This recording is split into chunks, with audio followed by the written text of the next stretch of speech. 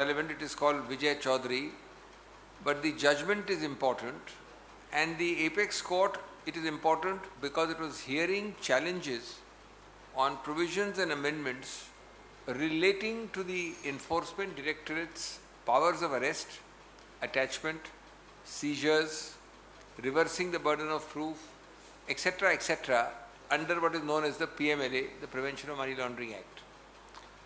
These challenges related to several issues, but in particular several issues arising from amendments to that act made in 2018, and the Honorable Apex Court has upheld those provisions and dismissed those challenges. We have undoubtedly the greatest respect for the Honorable Supreme Court, and no one can say it with greater feeling than I, having spent a lifetime there.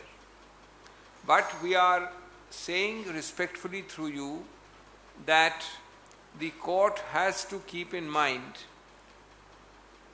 the consistent patterns of selective and motivated deployment that the ED has been put to in the last 8 years. We have said generally and in other briefings earlier, and we have not been the only one, we are joined by almost every party of the political spectrum, barring the ruling party, that the ED has functioned clearly as an extension of the ruling party.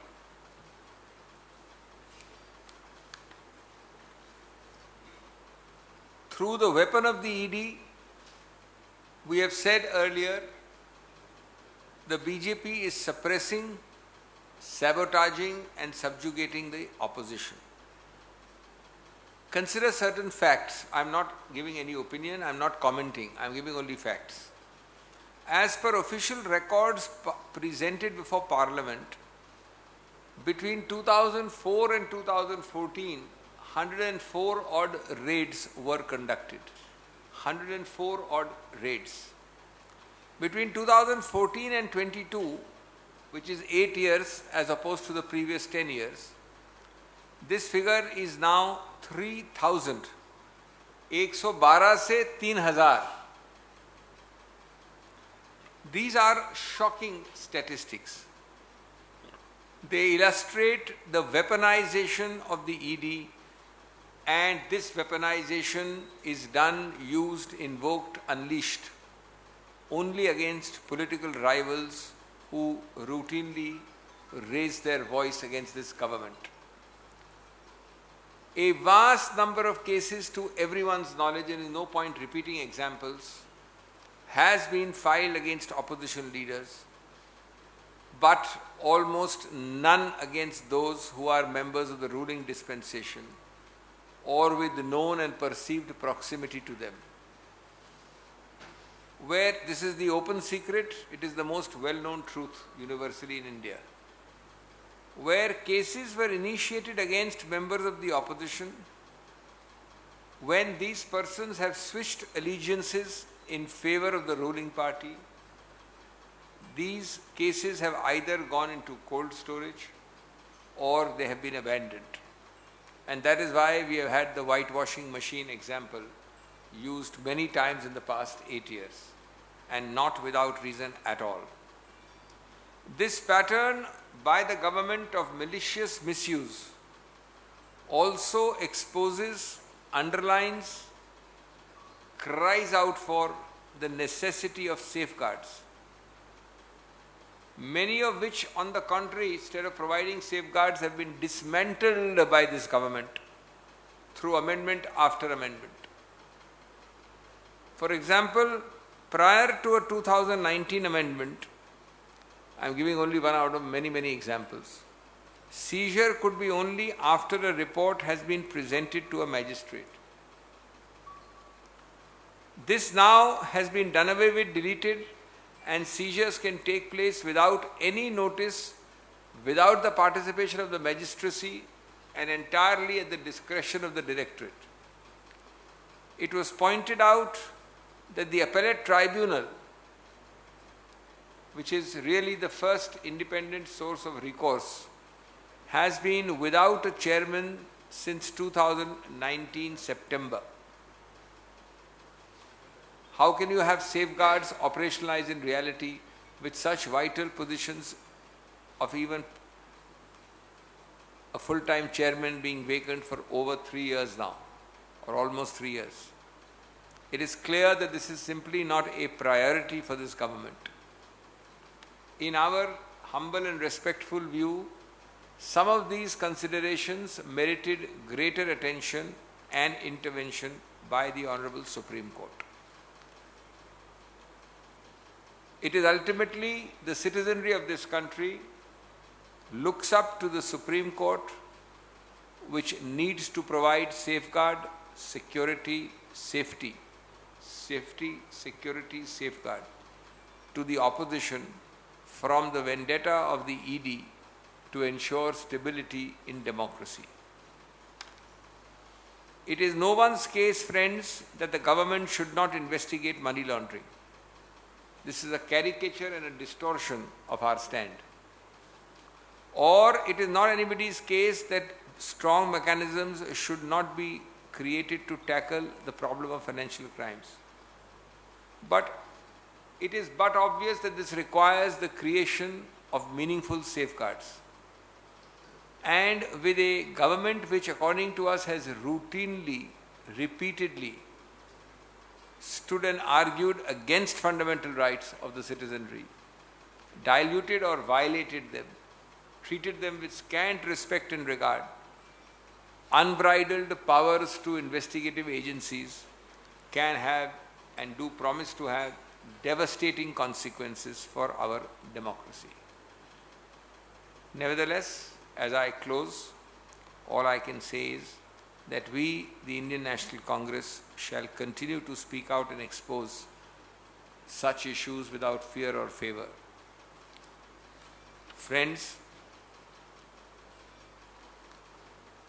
कल बहुत संक्षेप में दोस्तों, कल एक 3 मेंबरान की खंडपीठ ने उच्चतम न्यायालय में एक निर्णय दिया जिसका नाम है विजय चौधरी।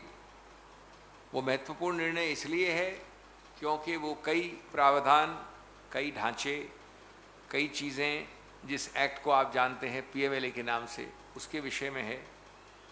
और विशेष रूप से चुनौती जो दी गई थी उस एक्ट के कई प्रावधानों को, विशेष रूप से वो प्रावधान जो 2018 के संशोधनों द्वारा लाए गए थे। संक्षिप्त एक वाक्य में कहा जाए तो उच्चतम न्यायालय ने वो सभी प्रावधान सही माने हैं, अपहोल्ड किए हैं और उनकी चुनौतियों को खारिज किया है। जहां हमारे को निश्चित बिना संदेह सबसे ज़्यादा आदर विश्वास उच्चतम न्यायालय के लिए है, साथ साथ हम अपनी कर्तव्य हम समझते हैं एक गणतांत्रिक प्रक्रिया में, एक जिम्मेवार अखिल भारतीय विपक्ष के हैसियत से, कि आपके समक्ष हम वो बातें रखें जो इस एजेंसी के लगभग 8 साल के एक ज़बरदस्त द्वेषपूर्ण कारनामों से भरी है। वो इतिहास सिलेक्टिव है और द्वेषपूर्ण है। हमारे हिसाब से एक डिपार्टमेंट, एक यूनिट, ये एजेंसी अधिकतर 8 साल में बन गई है सरकार की, सत्तारूढ़ पार्टी की। किसी भी रूप से अपनी कानूनी हैसियत को वो भूल गई है, बदल गई है, खत्म कर दी है उसको। कुछ सरल आंकड़े देखें आप, इस एजेंसी द्वारा रेड्स हुई हैं 2004 से 14, 10 वर्ष का पीरियड 112, और 2014 से 2022 ये फिगर है 3000, 300 नहीं 3000, 8 वर्ष में। और उसके पहले वाला आंकड़ा 10 वर्ष में। इससे बड़ा स्पष्ट है कि दुरुपयोग करना एक आक्रमण की हथियार के तौर पे इस एजेंसी का, इस कानून का अपने दूसरे राजनीतिक रंग वाले दलों के विषय में, विपक्ष के लोगों के विषय में एक आदत सी बन गई है इस सरकार की। हम सब जानते हैं, ये सर्वविदित है, इसकी बात आज 8 साल से हो रही है कि 99% केसेस, एक्शन, रेड्स उन विपक्ष के लीडरान के विषय में हुई है जिनका मत मेल नहीं खाता, जिनकी नीति मेल नहीं खाती, जिनका विचारधारा मेल नहीं खाती सत्तारूढ़ पार्टी और सरकार से। और जहां ऐसे लोगों के विरुद्ध ऐसे केसेस दर्ज हुए हैं, ऐसा एक्शन लिया गया है और बाद में उन्होंने दल बदल किया है, अपना विचारधारा बदली है, तो जादुई छड़ी के समान वही केसेस एक ठंडे बक्से में चले जाते हैं, या तो ठंडे बस्ते में, और या वो खत्म कर दिए जाते हैं, भुलाए दिए जाते हैं, छोड़ दिए जाते हैं, पड़े रहते हैं विलुप्त, भुलाए हुए। ये सभी चीज़ें हम जानते हैं शुरुआत से। इस बात को ज़बरदस्त रूप से सबका ध्यान आकर्षित करती है कि इन सब के विषय में सेफगार्ड्स चाहिए, वो सुरक्षाएं, वो सुरक्षा चक्र जिससे इन चीज़ों का दुरुपयोग या तो हो न पाए या न्यूनतम हो। एक्चुअल सही सच्चा जो ज़मीनी सच है वो इसका विपरीत है। ये विडंबना की बात है, वो ज़मीनी सच विपरीत है। इसलिए इसके कई उदाहरण मैं आपको एक दे रहा हूँ। 2019 के पहले अगर आपको कोई भी चीज़ जब्त करनी थी, ज़बरदस्ती जब्त करनी थी, तो आपको मजिस्ट्रेट के पास जाना पड़ता था। 2018 के अमेंडमेंट्स द्वारा ये चीज़ हटा दी गई है और अब इस एजेंसी ईडी को ये पूरा अधिकार क्षेत्र दिया है मजिस्ट्रेसी का, यानी कुछ हद तक एक बाहरी तत्व जो ज़्यादा निष्पक्ष माना जाता है मजिस्ट्रेसी, उसको हटा दिया गया है। एक और उदाहरण कि इसकी चुनौती जो दी जाती है उसका महत्वपूर्ण एक स्तंभ होता है अपीलेट ट्राइब्यूनल, जो एक बाहरी तत्व माना जाता है, निष्पक्ष माना जाता है, एक न्यायिक व्यक्ति द्वारा उनके अध्यक्ष होते हैं। ये 3 साल से रिक्त है स्थान फुल टाइम अध्यक्ष का, 3 वर्ष से। कहाँ जाए नागरिक? ये सभी मुद्दे हम समझते हैं कि उच्चतम न्यायालय की तरफ ज़्यादा ध्यान आकर्षित करते हैं, ज़्यादा इन पे ध्यान देना आवश्यक है, क्योंकि विपक्ष को प्रताड़ित करना ही सिर्फ बच गया है ईडी का काम। विपक्ष को प्रताड़ित करना ही सिर्फ बच गया है ईडी का काम। विपक्ष की मांग है माननीय सुप्रीम कोर्ट को इस प्रक्रिया पर देनी है लगाम। अंत में दोस्तों, हमारे वक्तव्यों का अगर आप मजाक उड़ाना चाहते हैं तो बात दूसरी है, लेकिन हमने कभी भी ये हिंट नहीं किया, कोई कहा नहीं कि ये तहकीकात नहीं होनी चाहिए। हमने कहा कि जब इसका इस प्रकार से दुरुपयोग हो रहा है, हो सकता है, होता आ रहा है, तो आपको सुरक्षा चक्र बनाना है। सेफगार्ड्स की बात की है हमने, और हम जानते हैं कि सरकार ने पिछले 8 वर्षों में हर क्षेत्र में मानव अधिकार, संवैधानिक अधिकार, स्वच्छ अभिव्यक्ति करने का अधिकार, विभिन्न जो हमारे संविधान के अधिकार हैं उनको कम करने में, सीमांकित करने में 2 सेकंड नहीं सोचा है। इसलिए अति आवश्यक है कि ऐसे एक्ट्स के विषय में एक सुरक्षा चक्र, और वो सिर्फ एक ऐसी संस्था बना सकती है जिसमें पूर्ण रूपेण आस्था है भारत के नागरिकों की, यानी उच्चतम न्यायालय। दोस्तों, इसके बावजूद हम सिर्फ एक वायदा कर सकते हैं, एक प्रतिज्ञा कर सकते हैं। एक अखिल भारतीय जिम्मेवार,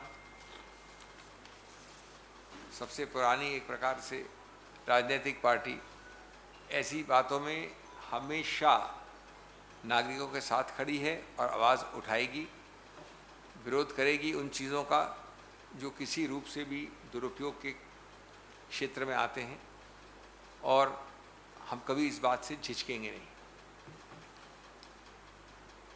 धन्यवाद।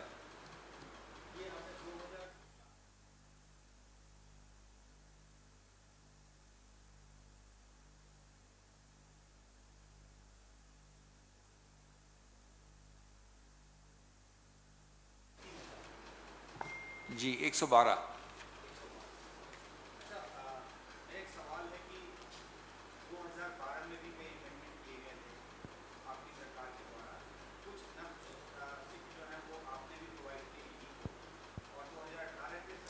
इसीलिए मैंने कहा इसमें कोई संदेह नहीं है कि 2012 में भी और 13 में भी कुछ संशोधन हुए थे। ये एक प्रक्रिया होती है, हर सरकार का अधिकार क्षेत्र है। लेकिन आप चुनौती देख लीजिए, बहस देख लीजिए, दलील देख लीजिए, आप उनका नेचर देख लीजिए। जो एक ज़्यादा आक्रमण मान सकते हैं, जिसको आप डिग्री में कहीं ज़्यादा मान सकते हैं, वो सभी 2018 के हैं। मैं नहीं कह रहा हूँ कि संशोधन नहीं हुए, लेकिन 90% फोकस बहस दलील का भी 2018 के विषय में था। और मैं तो कहता हूँ संशोधन भी कर लीजिए आप। जब हमारी विधायिका ऐसे संशोधन अनुमति देती है, करती है, तो क्या आप समझते हैं उसका लाइसेंस देती है उसका दुरुपयोग करने का? वो मान के चलती है कि ये एक निष्पक्ष, संतुलित, समझदार, स्वतंत्र, विवेक वाली एजेंसी, जिसका सिर्फ दोस्त है कानून और संविधान, उसके अनुसार करेगी। 2014 से आज तक आप किसी से पूछ लीजिए अपने हृदय पे हाथ रखकर कि इस प्रकार का प्रहार, दुरुपयोग, डिग्री, संहार कभी भी, आज मैं सिर्फ इस सरकार की बात नहीं कर रहा, बीजेपी सरकारें भी पहले आई हैं और सरकारें भी हैं, इन प्रकार के कानून में पीएमएलए की भी बात नहीं कर रहा हूँ, इस प्रकार के और समान कानून भी हैं, किसी ने ऐसा दुरुपयोग नहीं किया।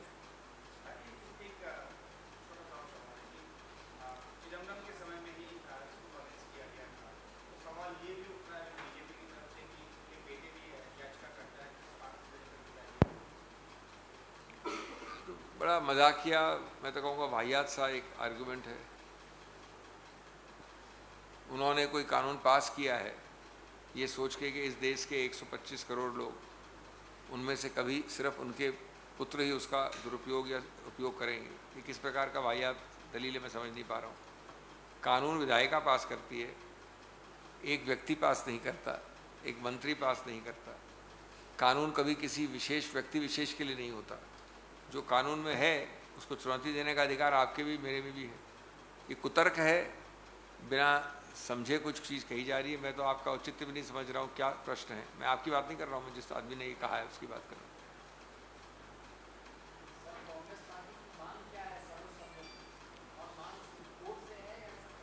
नहीं, हमारा मांग, देखिए, पहला हमारा काम है कि आपके समक्ष इस बात को उजागर करना।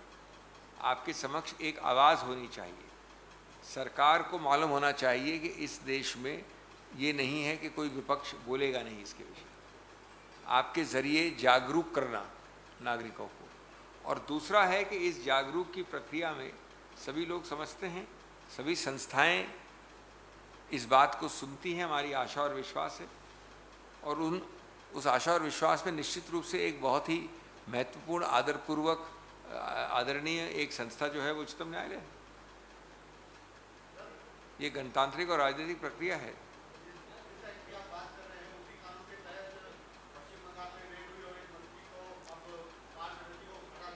सही बात है। तो क्या आप उस एक केस को लेंगे, उसके साथ साथ जो 50 केस में आपको गिना दूं जहाँ पर उसका दुरुपयोग हुआ है, उसको भी मान लीजिए। फिर हमने कभी भी नहीं कहा, कोई भी नहीं कह रहा है कि जहाँ पर तथ्य हैं, जहाँ पर एविडेंस सही रूप से है, जहाँ पर आप निष्पक्ष रूप से कर रहे हैं, कोई किसी ने नहीं कहा है।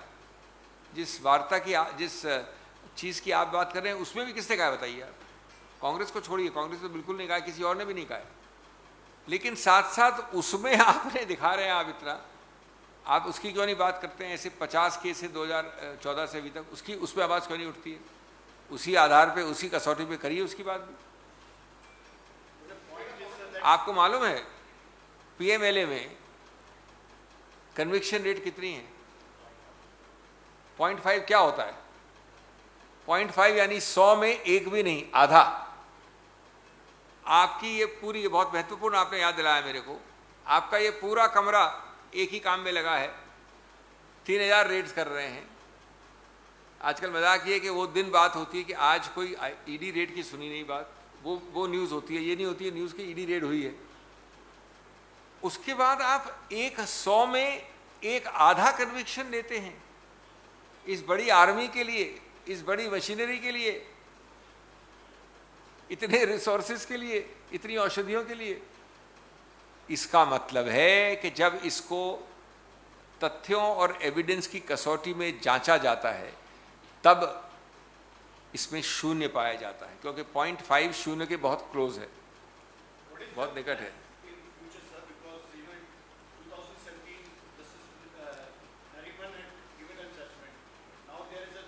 No, this is not for a political party to comment. That is individuals. You see, you cannot say that a political party has a cause of action. Political party has a cause of action to educate, illumine, talk, raise voices. But yes, by this process also democracy is deepened and strengthened, and people who are aggrieved will take appropriate action. But isn't it ironic that the person who's aggrieved, for example, Mr. Chidambaram and his son, it is he who brought this whole to No, that's a complete misconception. You are again making it person-centric. I have just given you the bulk of these challenges are to 2018. And where is the question of Mr. Chidambaram or Mr. X or Mr. Y or party X or Y? This is a legislative device. There are two issues. One, legislation, the bulk of the objectionable one has come in 2018. Pointed answer. Second, apart from the legislation, its misuse is also after 2014. Let's forget 2018. There was a law. It was brought before 2014. Can we not talk about the gross misuse after 2014? I mean 112 to 3000 rates.